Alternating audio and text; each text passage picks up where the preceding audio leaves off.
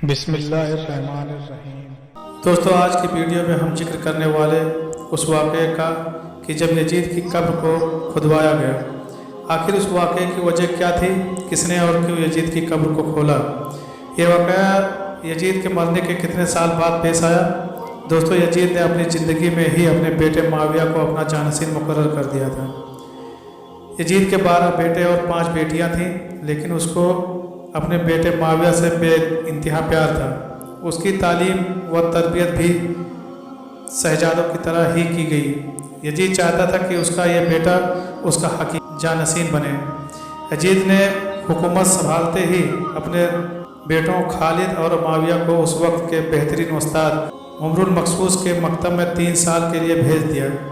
شیخ عمر المقصوص بھی جانتے تھے کہ یزید کا جانشین معاویہ ہے، اس لیے انہوں نے اس کی تربیت پر خوب محنت کی۔ 61 ہجری میں جب واقعہ کربلا پیش آیا تو شیخ مقصوص کو بہت تکلیف پہنچی، چونکہ آپ کا دل محب اہل بیت سے تڑپتا تھا۔ اس لیے آپ نے یزید کے ان دونوں بیٹوں کو عظمت اہل بیت سے خوب روسناس کروایا۔ ایک طرف کربلا کا واقعہ پیش آیا اور جگہ جگہ یزید کے خلاف بغاوت اٹھنے لگی۔ دوسری طرف معاویہ جو یزید کا جانشین تھا، اس کی تربیت ایک سچے عاشق رسول کر رہے تھے۔ واقعہ کربلا کے تیسرے سال 683 عیسوی میں یزید عبرتناک موت سے دوچار ہوا تو معاویہ ابن یزید 20 سال کی عمر میں تخت نشین ہوا۔ جیسے ہی معاویہ ابن یزید تخت نشین ہوا تو استاد محترم کی محنت رنگ لانے لگی۔ اس نے آتے ساتھ ہی واقعہ کربلا کی تحقیقات کی اور محض 40ویں دن لوگوں کو اپنی بیعت سے آزاد کر دیا۔ بعض روایات میں معاویہ ابن یزید نے 3 ماہ تک حکومت کی۔ 20 سال کی عمر جوانی کا ایسا دور ہے کہ جب انسانی خواہشات کی روز عروج پر ہوتی ہے۔ یزید کا جانشین ہونا اور پوری اسلامی مملکت پر حکمرانی کرنا اپنی تمام جائز ناجائز خواہشات کو پورا کرنے کے لیے بہترین موقع تھا۔ لیکن معاویہ بن یزید نے تخت پر بیٹھتے ہی واقعہ کربلا کی تحقیقات کی اور حالات کا بہت باریک بینی سے جائزہ لیا۔ جب اس نے دیکھا کہ میرے باپ نے اسلام اور مسلمانوں کو کس قدر عظیم نقصان پہنچایا ہے تو اس نے محسوس کیا کہ وہ ایک دو راہ پر کھڑا ہے کہ حکومت کی بھاگ توڑ تھامے رہے اور ظلم و ستم اور عیش و عشرت کا بازار گرم رکھے، یا تخت و تاج کو چھوڑ دے اور اپنے آپ کو ان ہولناک گناہوں اور ان کے دردناک عذاب سے دور رکھے۔ بالآخر اس نے فیصلہ کر ہی لیا۔ اس کا فیصلہ ان سچی تعلیمات اور اس ایمان کے طفیل ہی ممکن ہوا جو اس کے رگ پے میں شامل ہو چکا تھا۔ اس نے ایک عزم راست کے ساتھ حکومت کے عہد داروں اور عوام کو مسجد میں جمع کیا اور پھر خود ممبر پر جا بیٹھا۔ اس نے اپنی تقریر میں سب سے پہلے خدا کی حمد اور اس کے بعد رسول اللہ صلی اللہ علیہ وسلم پر درود بھیجا، اور پھر وہ یوں کہنے لگا کہ میرے باپ یزید کو جب حکومت ملے تو وہ اپنے اعمال اور بد کرداری کی وجہ سے ہرگز اس کا اہل نہیں تھا، لیکن وہ بھی اس پر قابض رہا اور اس کا نفس اس سے بدترین کاموں کی ترغیب دیتا رہا۔ وہ اپنے برے کاموں پر بھی فخر کرتا رہا اور اس نے خدا کی بتائی ہوئی حدود سے تجاوز کیا۔ رسول اللہ صلی اللہ علیہ وسلم کی اولاد پر اس نے بدترین مظالمت ڈھائے، لیکن اس کی حکومت کی مدت بہت ہی تھوڑی تھی اور بہت ہی جلد اس کی شرمناک زندگی کا خاتمہ ہو گیا اور آج وہ اپنے اعمال کے حساب و کتاب میں الجھا ہوا ہوگا۔ جب معاویہ بن یزید کی بات یہاں تک پہنچی تو اس کا گلا رک گیا اور کافی دیر تک وہ بلند آواز میں روتا رہا، اور اس کے بعد وہ دوبارہ لوگوں سے ہم کلام ہوا اور اس نے کہا، اے لوگو، میں تمہارے گناہوں کا بوجھ اپنے کندھوں پر نہیں اٹھا سکتا اور نہ تمہاری دوستی کا توق اپنے گلے میں ڈالوں گا۔ میرے خواہش تو یہ ہے کہ حکومت شہزادہ حسین امام حضرت زین العابدین کے حوالے کر دی جائے، یا اب تم خود جو بہتر سمجھو کرو، یا وہ حکومت کرے جس کا تم انتخاب کرو۔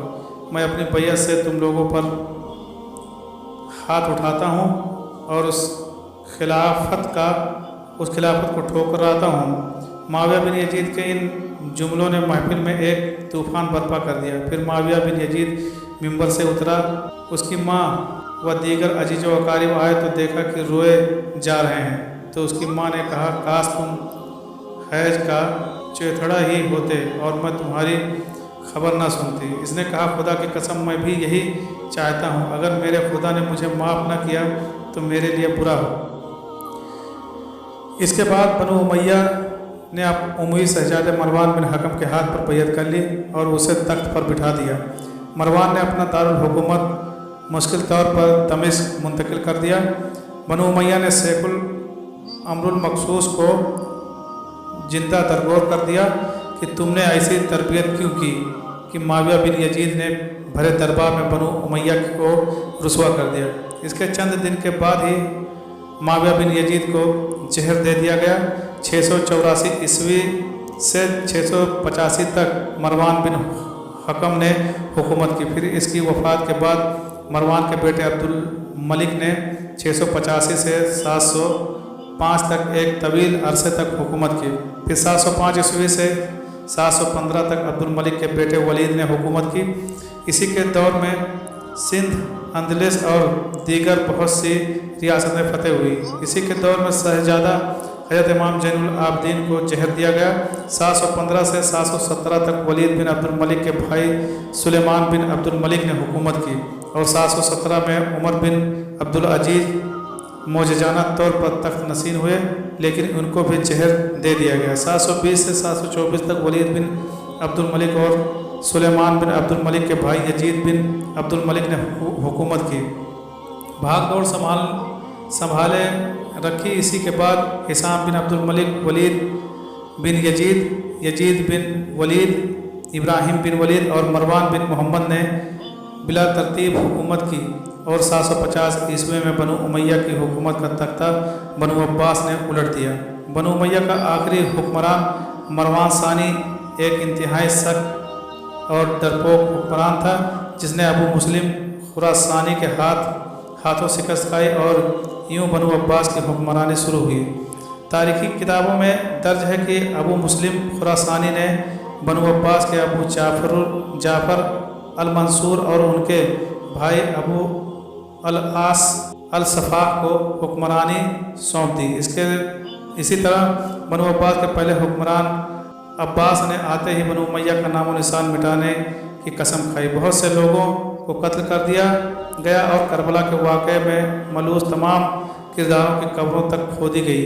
اسی طرح بنو عباس کے حکمران ابو العباس الفہا نے یزید کی قبر کو کھدوایا اور یہ کام اس نے اپنی نگرانی میں کروایا۔ وہ چاہتا تھا کہ یزید کی قبر سے نکالنے کا اس کی لاش کو سولی پر لٹکائے، چنانچہ یزید کی وفات کے 65 سال بعد اس کی قبر کو اس وقت کے حکمران ابو جعفر اور ابو العباس کی نگرانی میں کھدوایا گیا۔ لیکن جب قبر کھولا گیا تو سب یہ دیکھ کر حیران رہ گئے کہ اس میں لکڑیوں کی راکھ بصورت کتے اور ایک اژدہے کے سوا کچھ نہ تھا۔